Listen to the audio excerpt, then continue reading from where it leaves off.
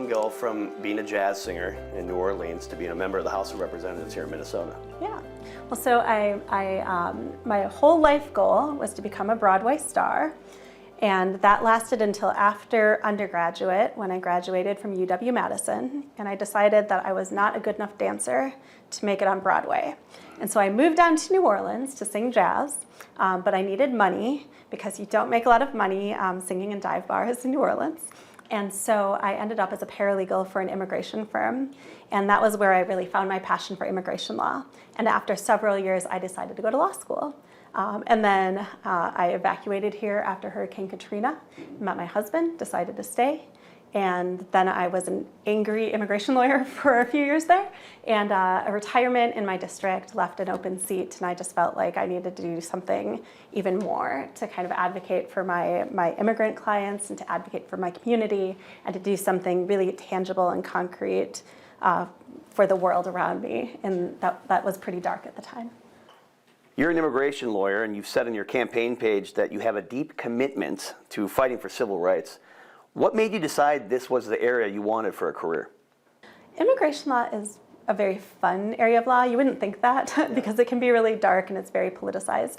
But I love getting to learn about my clients' cultures and their home countries. I work a lot with people who do research, so I get to learn about their research that they're doing. I work a lot with athletes and artists, and I just really get to learn about a lot of the world around me through the cases that I handle. And you're a mom too, you have 2 children, right? I do. How hard is it to juggle being a parent and a lawmaker? It's hard. It's hard, but my advice to everyone is that you need to have a partner, if possible, who's really supportive of you and is going to pull their weight at home and as parent. Being a legislator is really a commitment that the family makes. And so I see it as something that we as a family decided. And I've always made it really clear to my children and to my husband that if what I'm doing here, if the sacrifice I'm making for my community isn't worth it and isn't working for our family, then we'll need to make a different decision. But it's been wonderful. I bring my kids to the Capitol sometimes. My daughter was on the floor with me one day, and she wrote a very important bill that perhaps will pass one day, that there should be more flavors of Kit Kats. Oh, there you go. And so she wrote that bill. She was on the House floor when it happened. But I was talking to one of my Republican colleagues, and he said, "Who's going to pay for that Kit Kat bill?" So we got to have a little philosophical debate.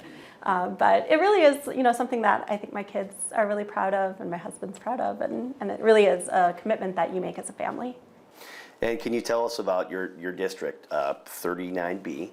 Yeah. Can you describe it for us, and what are some of the issues that are important to your constituents? Yeah, absolutely. So 39B is the southern part of New Brighton, which is where I live. It also is most of Columbia Heights and all of St. Anthony. And it's a kind of first-ring suburb.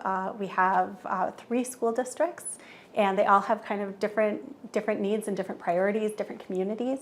The school district in Columbia Heights I just visited recently, they have a really booming community of Ecuadorians.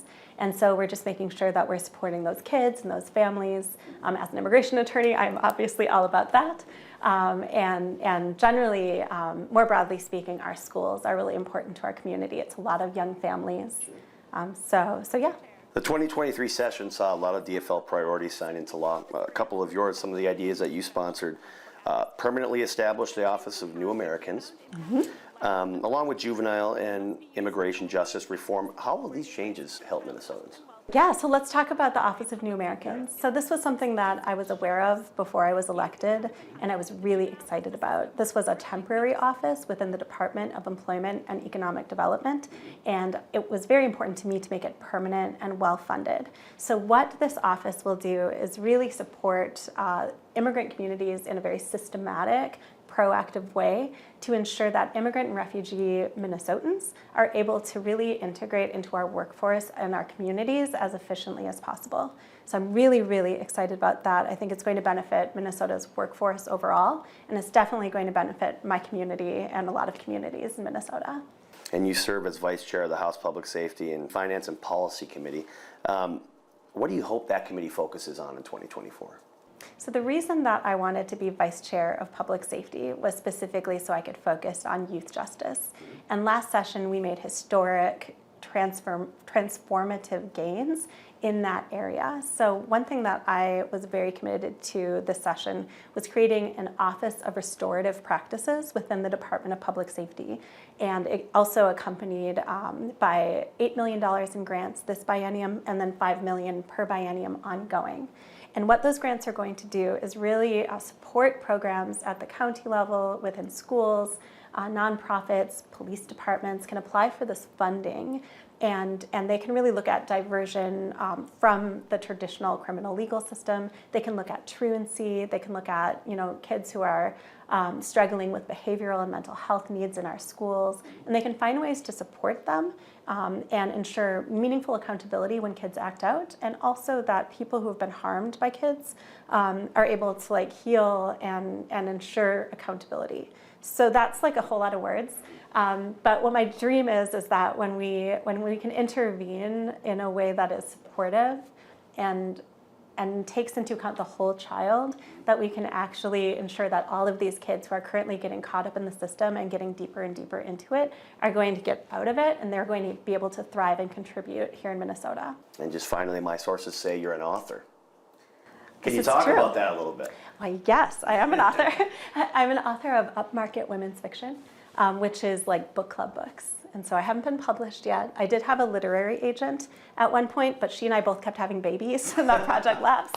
But that project was actually a romance novel, horror, zombie political satire about the Minnesota State Capitol. Wow. And so my dream is that after I'm done being a legislator, I come back to that project and I'll have all sorts of new source material. Well, I think that's pretty neat. Good luck with that. Thank you. Representative Feist, thank you for being with us. Yeah, thank you so much.